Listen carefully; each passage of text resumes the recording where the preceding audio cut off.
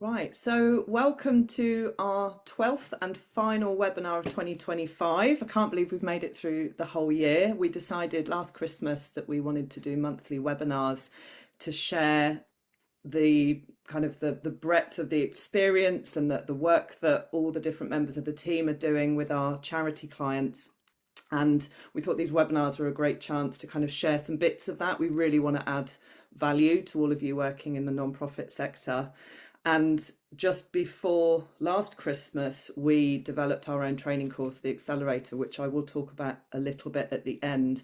But we realised we had so much great content, and so a lot of these webinars that we've put together this year are including some of the content from our training course, the Accelerator.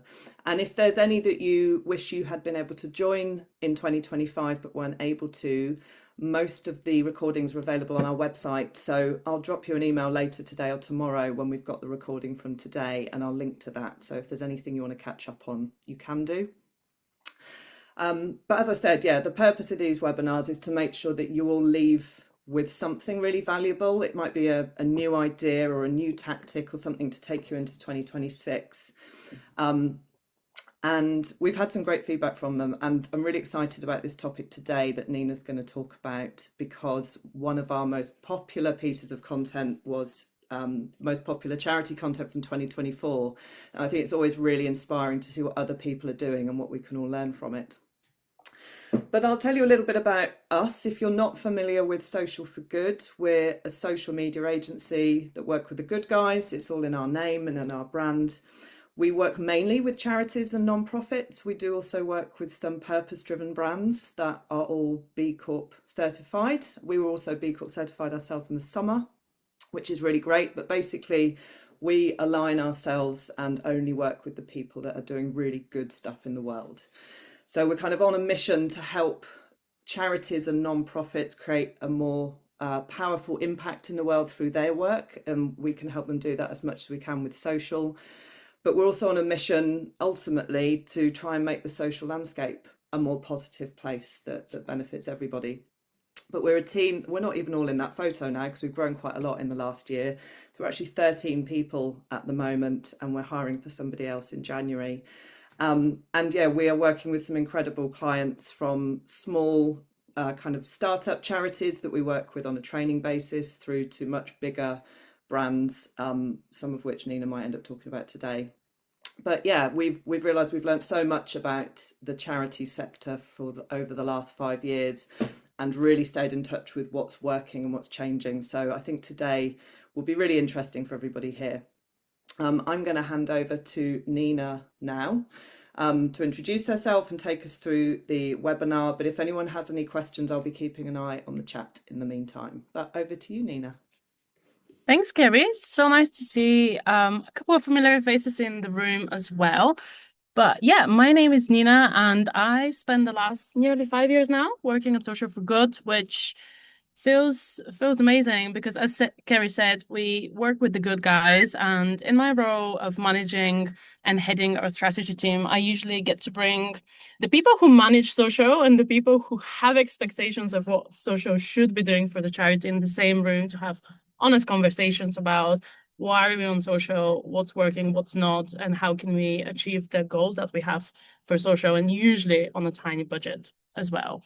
So over the last 5 years I spent here, and especially in the last year, I feel like I've seen thousands of content pieces. So it felt really fitting to maybe take some of the great content that I've seen throughout the year and share with you.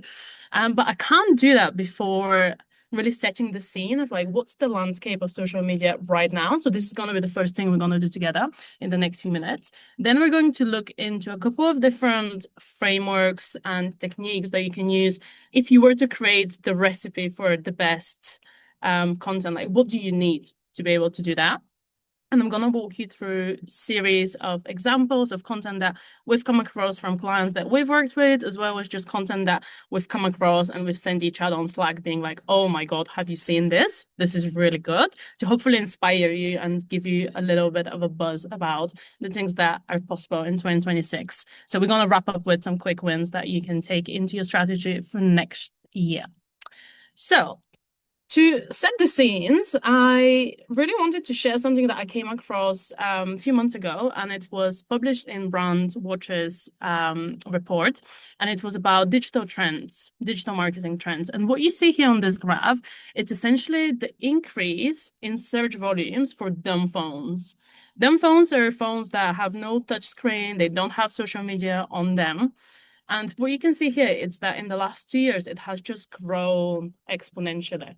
So what this is telling me is that there's just really high desire from people to be offline. A lot of people are feeling this kind of digital overwhelm because there's just so much content that's going online. I actually looked at some stats to see if I can get the numbers, and apparently every minute, there's 136,000 Facebook posts shared, 120,000 LinkedIn posts, 66,000 Instagram posts, 16,000 TikTok videos. This is a minute. I don't know what the maths are and how many there would be by the end of this webinar, but you can get the picture that there's just so much content being shared. And no wonder we feel overwhelmed, and maybe our audiences also feel overwhelmed. Even if you think about places like unplugged, like these cabins in the woods that you go and you don't have signal and you lock your phone to be present. So it's really important to be aware of what our audience is going through, so we can best kind of think about what is the content that's going to land and do they have the capacity to receive that content. When you think about capacity to receive content, I also had a look at what's the attention span as of 2025, because I feel like every year it just reduces more and more. So at the minute, it used to be 8 seconds. I think now we're down to between 2 and 8 seconds, depending on what platform you're on. So for example, on LinkedIn and Facebook, usually people have more time to engage with content, to read it. They have higher attention span than, let's say, if you're on TikTok or Instagram, where we're just used to such snackable content. And really interestingly, another report I was reading was a survey done with people that were asked what kind of content they are open to seeing from brands. It wasn't charities, it was just brands. And essentially 1 in 3 people said that they would prefer if there was just no brand content online at all. So I know this sounds a little bit maybe dark and it's all gloomy. It's, oh my God, people don't want to see our content. They don't have the attention span for it, but it's kind of the reality of where people are at right now. And my goal with this webinar is to just open the conversation to see, okay, if this is how people are feeling, how can we create content that lands? How can we create content that makes people feel good, perhaps, and helps to fill their time when they are on social media and makes them feel invigorated and recharged rather than drained. And before I go into giving these answers and solutions, I'd love to know from you. Kerry is just gonna drop a poll in the chat for you, but I'd love to know what makes you stop and engage with a post. Is it content that teaches you something? Is it content that makes you laugh? Maybe it inspires you, makes you feel something. Maybe it's like really visually engaging and you're like, whoa, this is really cool. Let me give it a like, or I'm going to leave a comment. Is it something that really shocks you and surprises you? What are the things that apply when it comes to your attention being grabbed and you thinking, this is great, I'm going to engage? I love watching the poll results come in. It's just a tiny little geeky moment where everybody's actually responding in real time. So we're nearly there, just a few more people, and then I'll share the results. Perfect. Thanks, Kerry. But straight away at the beginning, it was the makes me laugh. I think that's what people are drawn to initially. It is the same for me. There's 4 more people, 3 more people. They might be making a cup of tea, so I won't wait forever, but maybe just a few more seconds. That's okay. I don't judge people for going and making a cup of tea and leaving the video on. We've all done it. Yeah, I was thinking today, I haven't had a mince pie yet. It feels a bit illegal, but I might go and have one after this webinar. Lovely. Right, I will end the poll. Sorry if I cut you off, and here are the results. Perfect. So let's have a look. So it looks like content that teaches people something new and engages them visually, as well as makes them laugh, are the answers that people kind of resonated with the most. And honestly, I am not surprised because on the reports that I was reading that I silly little me didn't add the reference to the to the slide deck, but I'm gonna do that once we share that with you after the webinar. But essentially, when we looked at data, this is what everyone else who has filled in the survey has also shared. So when you think about the next batch of content you're going to create, think with each piece of content, is this teaching someone something new? Is it going to make them laugh in some way? Is it inspirational in any capacity? Is it going to make someone feel something, whether that's joy or shock? Is it going to make you feel a little bit excited in some way? Is it going to engage you visually? Maybe it's something new, or you're going to be surprised in some way. Because when we looked at how noisy it is to be on social media right now, how overwhelmed people are, we don't want to add to the noise. We want to create content that genuinely feels useful for people. And if we think about what are the ingredients and elements you need for the best content, it's not really a science that I can give you the ingredients, but there is a couple of aspects that maybe would always apply. So it requires you to first understand who your audience are and what their needs are, what their wants are. Secondly, to also understand what is currently working on the different channels, because what really worked on LinkedIn is probably not going to land on TikTok. And then lastly, to experiment, because even if you see that something is working for, let's say, a similar charity to you, it doesn't necessarily mean that it's going to work for you. It's all about just experimenting and being confident that it's a good idea to try. And sometimes it would work and sometimes it won't, but the game is to try. So now I want to introduce you to this framework that's going to give us hopefully structure for the rest of the webinar when we look at the specific examples of how different charities have really nailed amazing content throughout the year. But it's this framework that the Planable have come up with earlier in the year. Planable, it's a tool where you can schedule your content, you can report monthly, and essentially you have framework that helps you to have your content go far. The acronym FAR stands for content that makes you feel something. It makes you want to take action in some way, and it helps you reach people. And we have two axes. On one axis, you have content that helps you express yourself to the world in some way. So if I share this content piece, I'll be seen to be liking this, or I'll be seen to support this idea. So it almost helps you create identity of yourself. And then you have other content that helps you to connect to either to yourself or to others, but it helps you feel seen and recognized in some way. And let's have a look at what kind of content fits into which quadrant and how you can make this work for yourself. First, we have content that doesn't necessarily help you express yourself to the world, but it helps you connect to yourself or others. It gives you the sense of belonging. It feels familiar. Maybe you see the content and you're like, you nod your head. You're like, yeah, I agree with this. So type of content could be other people's stories. Maybe you read quotes. Maybe it's memes. Maybe it's trends. And some examples of content like this, it's first, we have Young Epilepsy, which is a charity that helps young people who have discovered that they have epilepsy to work through their diagnosis and works with their parents, etc. So what we have here, it's a quote. The quote reads, "It was so out of the blue. No one in the family has epilepsy. It wasn't even something on my radar."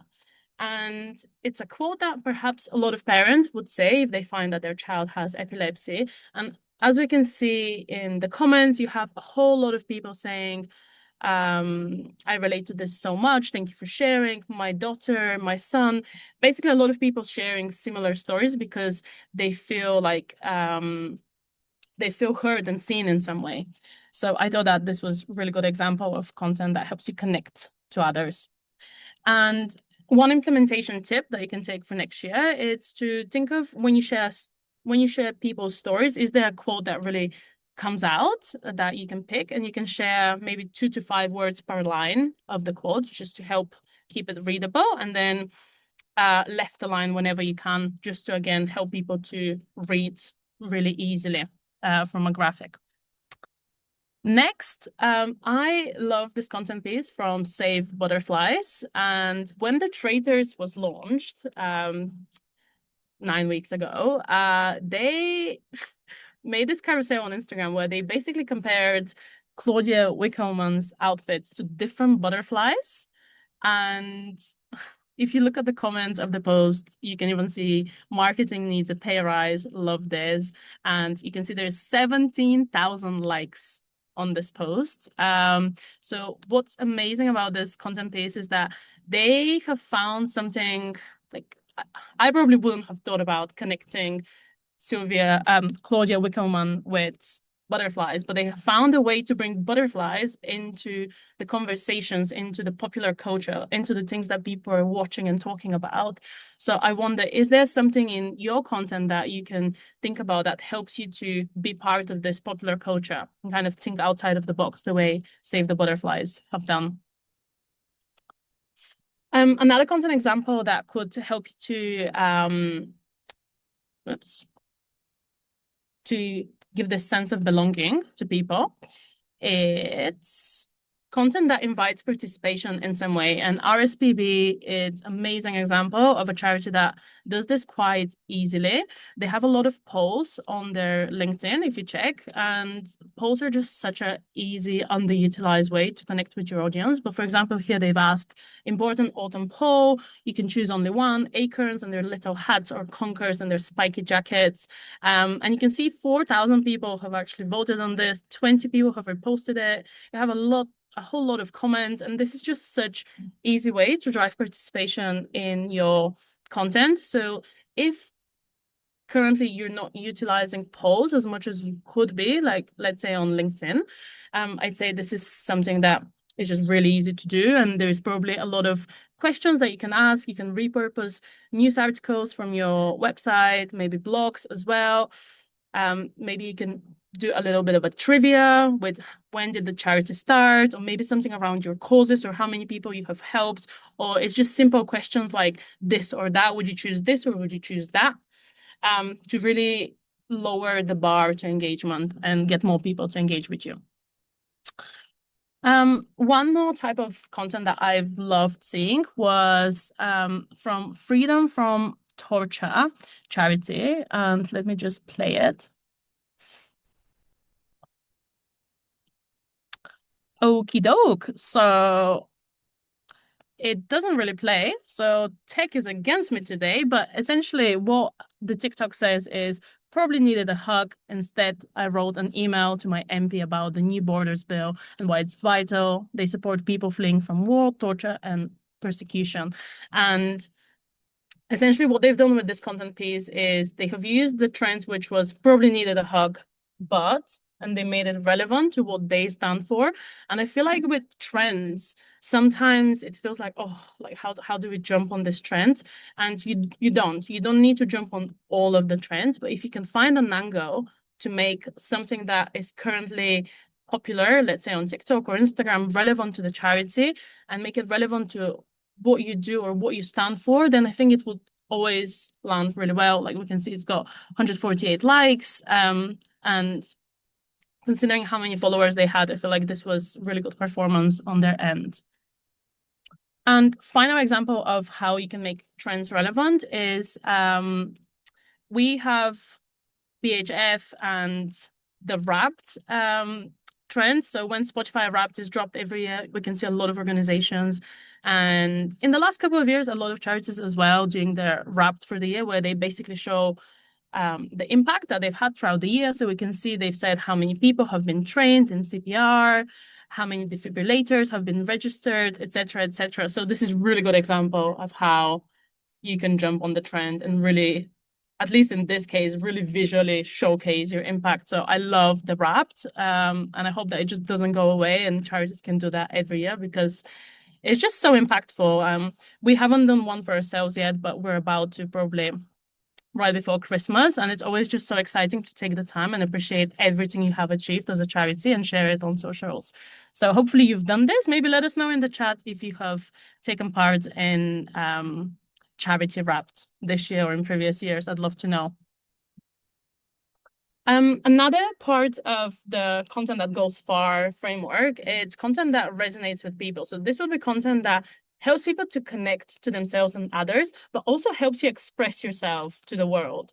So this would be content that you are more likely to leave comments to, you're more likely to share it, you see something, you feel it, and you want others to know that you feel it. Because it gives you this sense of, oh, like this is new. I haven't seen this. It makes you feel something. So some examples of this would be RSPB. They are iconic on LinkedIn. If you don't follow them, give them a follow. I feel like they have a lot of office chats, and they take whatever has been discussed in the office and they turn it into content that people really relate to, other people in offices relate to. So for example, this post we have walking with purpose, in brackets, the purpose is caffeine. And then you have a grumpy owl. So we can see 36 people reposted that. Super easy content. I wonder if there is anything similar in some capacity to you, if you work with, let's say, animals and you have expressions of these animals that you can also share. Or if it is a museum, maybe it's artifacts from the museum. Really depends on what kind of charity you are, but can you take some of the conversations and some of the things that your cause is around and twist them and put them together? Some other examples of great content from them is me, no worries, narrator. There were, in fact, several worries, which again, I feel like it's something that we go through the week when it gets really overwhelming and you have so much on your to-do list. So we can see 40 people reposted that. And final post from RSPB, you seem happier. Thanks. I deleted all of my emails and went to look at birds instead. 82 reposts. So they really know their audience, and such short, snappy content pieces have really landed. And I love this. So one implementation tip for you would be assess what are people feeling and thinking right now, and can you visualize maybe some of the conversations you're having in the office, maybe some of the frequently asked questions that beneficiaries have, and think of creative ways to present those. So it feels really relatable and you help people feel seen because you kind of take what people are thinking about and put it into content. Interesting content example from the Crab Museum. Another one, if you don't follow, I would highly recommend following the Crab Museum in Margate. But they shared this post that it essentially says feelings of shrimposter syndrome, and then the different shrimps saying, you suck, you're not qualified, you don't know what you're doing.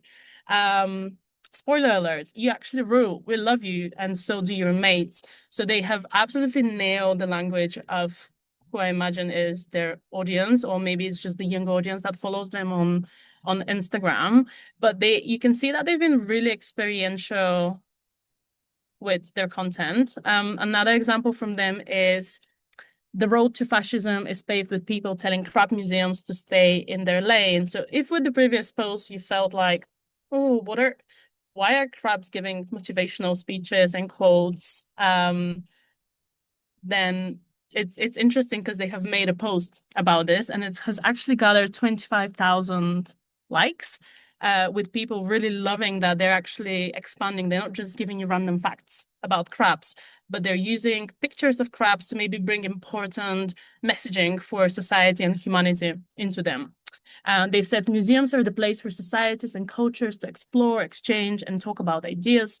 For us, we start with crabs, but before long, you'll find all knowledge and life on Earth is interconnected. There's no lane from microbacteria and water filtration systems to etc., etc. I don't need to read you the full thing, but you get the idea that they want to bring ideas that people are talking about and they're thinking into their content and link it to crabs. And I love this because I think it reminds us that it's okay to experiment with content. It's okay to push boundaries. Don't be scared to try new things with the content, and maybe try and shift away from what's expected of you or what you think a charity like you should be posting on social, because we can clearly see that when you try something new, people really appreciate it because you get this kind of sense of, oh, that's something new. That's this sense of awe and excitement. And one more content example that I wanted to show you was this content piece from a National Trust venue that essentially is doing a funny post about the type of jobs that they're recruiting for. like a curtain switcher, fine grass cutter, Oh, you, dog oh, safety officer, scone quality control, Maggie, you're looking flower great victim today. manager. These colours look perfect on you. So they have found really creative ways to show basically the national trust property. They have just showed you around, they have shown the outside, they've said to apply, send biscuits to this address, and they've given the address of the National Trust. But I love how creative this was to like show you around. And again, they haven't just gone and showed you, oh, this is the garden, this is the place inside. They have thought, oh, we're recruiting for all of these random jobs. So again, can you think of creative ways to showcase what you do, but maybe in a new language, from a new angle? Okay, the next zone of the content that goes far, that makes you feel take action and reach far, it's content that I would actually say to stay away from as much as possible. I know it's important sometimes to do that, but maybe try and think of, is there a benefit for the audience when you're delivering this type of content? So for example, this would be, we're happy to announce content that it's 100% just about the messaging that you want to share rather than maybe something that your audience would find interesting. This is the neutral zone where it doesn't help people to express themselves in the world in any way, and it doesn't help them connect to one another. So if, for example, someone from your team has asked you to post some kind of news that feel really centric on the messaging that you have, think, is there some kind of benefit that I can use, or maybe I can teach people something first and then I can share the good news, but can they bring something valuable into this content so it's not 100% about serving our agenda? And the last type of content that I want to share with you, it's content that's bold, content that helps you express yourself to the world, not necessarily connect so much to others, but it's you taking a stance. It's unexpected, it's bold, maybe you're myth busting, maybe you're taking a stance. This is my belief, it's hot takes, it's thought leadership, and it's things that are likely going to lead to a lot of shares. I love this content piece by Greenpeace, and essentially they said, Bob doubted if his attendance mattered. Bob showed up anyway. And you can see Bob amongst a massive crowd of people. And then it says, be like Bob. Change happens when ordinary people come together. Last week, the Polluters Pact passed 250,000 signatures. That's 250,000 people of us demanding that big oil should pay for the damage they've caused through climate crisis. Will you be like Bob and join us? What a fantastic call to action as well. One thing that I'd like you to take away from this specific content piece is it's so good to visualize what power each person has, your supporters, because sometimes it could feel like, oh, the cause that we're fighting, it's so unreachable, it's so far. But if everyone unites, of course, we have much higher chance of achieving what we exist for. So I wonder if you can visualize what it would look like if, let's put a number, this many people supported your cause. And then you can maybe use close-ended question like yes or no to prompt engagement, such as, will you be like Bob and join us? It's really good call to action to start with, will you? And then a question that requires yes or no answer. So you can prompt people to leave a comment or take the action that you want them to take. Maybe it's signing a petition. Will you sign the petition? Will you put end to, and then the cause that you're fighting? Really cool content piece from River Action. Let me just play you the campaign video from them.